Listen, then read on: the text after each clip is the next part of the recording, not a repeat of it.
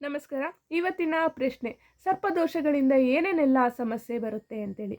ನೋಡಿ, ನಮ್ಮ ಅನಾದಿ ಕಾಲದಿಂದನೂ ಕೂಡ ನಮ್ಮ ಪೂರ್ವಜರು ರಾಜಾದಿರಾಜರು ಎಲ್ಲರೂ ಕೂಡ ಅಷ್ಟೇ ನಾಗಾರಾಧನೆ ನಾಗಪೂಜೆಗಳನ್ನು ಮಾಡಿಕೊಂಡು ಬಂದಿದ್ದಾರೆ. ಅಂದರೆ ಅದಕ್ಕೆ ಆಗಿರ್ತಕ್ಕಂತಹ ಸ್ಥಾನಮಾನಗಳನ್ನು ಕೊಟ್ಟಿದ್ದಾರೆ. ವಿಶೇಷವಾಗಿರ್ತಕ್ಕಂಥ ಸ್ಥಾನಮಾನವನ್ನು ಹೊಂದಿರತಕ್ಕಂತಹ ನಾಗಗಳಿಗೆ ಏನಾದ್ರೂ ಯಾರಾದರೂ ಸಮಸ್ಯೆ ಮಾಡಿದಲ್ಲಿ ಆ ಒಂದು ಸಮಸ್ಯೆ ಏನಿರುತ್ತಲ್ಲ, ಆ ಸಮಸ್ಯೆಯ ಮುಖಾಂತರವಾಗಿ ಮನುಷ್ಯನ ಮೇಲೆ ಪರಿಣಾಮ ಬೀರ್ತಾ ಹೋಗುತ್ತೆ. ಈಗ ಏನು ಸಮಸ್ಯೆ ಮಾಡಿರ್ತೀರಲ್ವಾ, ಅದೇ 1 ಪಟ್ಟು 2 ಪಟ್ಟು 3 ಪಟ್ಟು ಜಾಸ್ತಿ ಆಗ್ತಾ ಹೋಗುತ್ತೆ. ಅದು 12 ತಲೆಮಾರುವರೆಗೂ ಕೂಡ ಇರುತ್ತೆ.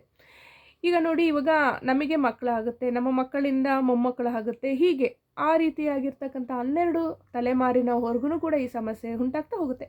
ಈ ಸಮಸ್ಯೆಗೆ ಮೂಲ ಕಾರಣ ಆಗಿರ್ತಕ್ಕಂತಹ ಆ ಒಂದು ವ್ಯಕ್ತಿಯನ್ನು ಕೂಡ ಅಷ್ಟೇ ಆ ಒಂದು ದೋಷ ಬಿಡೋದಿಲ್ಲ. ಪ್ರತಿಯೊಬ್ಬರಿಗೂ ಕೂಡ ಆ ದೋಷ ತಾಗ್ತಾ ಹೋಗುತ್ತೆ. ಈ ದೋಷದಿಂದ ಏನೇನೆಲ್ಲ ಸಮಸ್ಯೆ ಆಗುತ್ತೆ. ಮದುವೆ ಸೆಟ್ ಆದ್ರೂ ಕೂಡ ಮದುವೆ ಆಗೋದಕ್ಕೆ ಆಗೋದಿಲ್ಲ.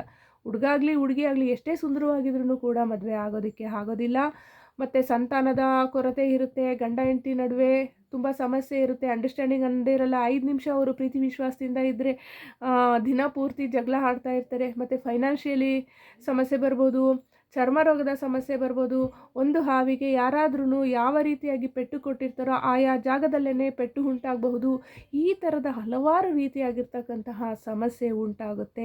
ಇದು ದೋಷದ ರೀತಿಯಲ್ಲಿ ಪರಿವರ್ತನೆ ಆದರೂ ಅಷ್ಟೇ, ಆ ನಾಗಗಳ ಪೂಜೆ ಏನಾದ್ರು ನಿಂತೋದ್ರೂ ಕೂಡ ಅಷ್ಟೇ, ಆ ನಾಗಗಳ ಶಾಪಗಳು ಇದ್ರೂ ಕೂಡ ಅಷ್ಟೇ, ಈ ಥರದ ಹೆಚ್ಚೆಚ್ಚು ಸಮಸ್ಯೆಗಳು ಉಂಟಾಗ್ತಾ ಹೋಗುತ್ತೆ.